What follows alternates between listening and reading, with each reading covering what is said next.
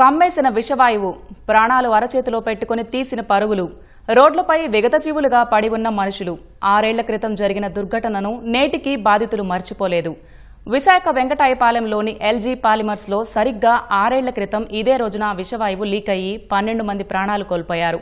అప్పటి వైసీపీ ప్రభుత్వం ఆదుకుంటామని చెప్పి ఒట్టి చేతులు చూపించిందని, న్యాయం అడిగితే కేసులు పెట్టిందని బాధితులు గుర్తు చేసుకుంటున్నారు.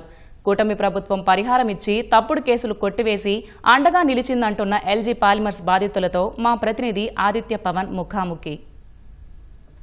సరిగ్గా 6 ఏళ్ల క్రితం తెల్లవారుజామున 2:30 సమయానికి నా వెనుక కనిపిస్తున్నటువంటి ఇదే ఎల్జీ పాలిమర్ సంస్థ. ఎల్జీ పాలిమర్ సంస్థకి సంబంధించి విషవాయువు, రసాయన వాయువు లీక్ అయ్యి మొత్తం ఈ వెంకటాపురంతో పాటు పరిసర ప్రాంతాలన్నీ, గ్రామాలంతా కూడా ఒక్కసారిగా విషవాయువు రావడంతో 12 మంది మృత్యువాత పడ్డారు. గతంలో ఉన్నటువంటి ప్రభుత్వం ఎన్నో హామీలు ఇచ్చింది, కానీ ఆ హామీలు నెరవేర్చలేదనేటువంటి ఆవేదన వ్యక్తం చేస్తున్నారు. కూటమి ప్రభుత్వం వచ్చిన తర్వాత బాధితులకి అండగా నిలిచింది, ఆర్థికంగా సహాయం చేశారు. మరోవైపు బాధితుల యొక్క డిమాండ్లను విని వారికి సహకారం చేయడం కోసం కూడా స్థానికంగా ఉన్నటువంటి ప్రజాప్రతినిధులు కృషి చేసిన ప్రస్తుతం మనతోటి బాధితులు ఉన్నారు. కొంతమంది వారితో మాట్లాడదాం. అలాగే ఈ ప్రాంత వెంకటాపురం గ్రామం సంబంధించినటువంటి welfare association, resident welfare association కూడా ఉంది, వారితో మాట్లాడదాం.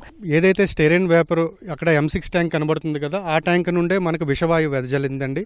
ఈ విషవాయువు గురించి నెట్లలో ఉన్న వాటిల్లోనూ మేము సెర్చ్ చేస్తే మాకు తెలిసింది ఏంటంటే, దీని ద్వారా ప్రస్తుతం కాకపోయినా నెక్స్ట్ 10 ఏళ్ళలో, 15 ఏళ్ళలో, 20 ఏళ్ళలో, 30 ఏళ్ళు పోయాకైనా సరే మనకి క్యాన్సర్ వచ్చే అవకాశాలు ఎక్కువగా ఉన్నాయని చాలామంది రీసెర్చ్ చేశారు. మెయిన్గా మాకు కావాల్సింది ఏంటంటే, ఆరోగ్యం అనేది చాలా ఇంపార్టెంట్ అండి. దానిపైన శ్రద్ధ చూపమని వాళ్ళు ఇచ్చిన హామీలు ఏదైతే ఉన్నాయో, అప్పుడు మన 2020 మే 7వ తారీఖున ప్రభుత్వం వారు ఏదైతే అనౌన్స్మెంట్ చేశారో, మీకు ఒక ఆసుపత్రి కడతాము, పర్మనెంట్గా మన ఊర్లోనే వెంకటాపురంలోనే కడతాము, వాళ్ళ ప్రభుత్వం పోయింది. ఇప్పటి వరకు మాకు హామీ నెరవేర్చిన సందర్భాలు లేవు.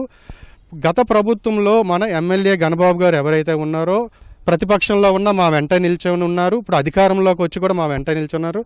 మన యొక్క వెంకటాపురంలో ఏదైతే ఎల్జీ పాలిమర్స్ ద్వారా, స్టెరైన్ వేపర్ ద్వారా మేము ఎంత ఇబ్బంది పడ్డామో కూలంకుషంగా అసెంబ్లీలో చర్చించి ప్రభుత్వం వారు ఎల్జీ యాజమాన్యంతో మాట్లాడి మాకు ప్రతి కుటుంబానికి, రెడ్ జోన్లో ఉన్న ప్రతి కుటుంబానికి 3,50,000 రూపాయల పరిహారం అందేటట్టు కృషి చేశారండి.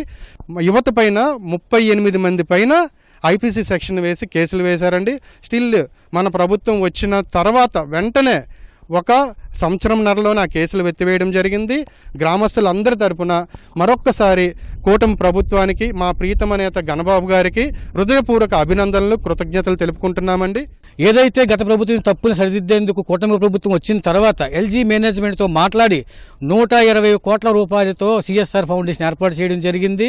అలాగే తాగునీటి సదుపాయం ఇక్కడ సమస్య అయింది కాబట్టి CSR ఫౌండేషన్ ద్వారా 25 లక్షలతో రక్షిత మంచినీటి సదుపాయం కల్పించారు.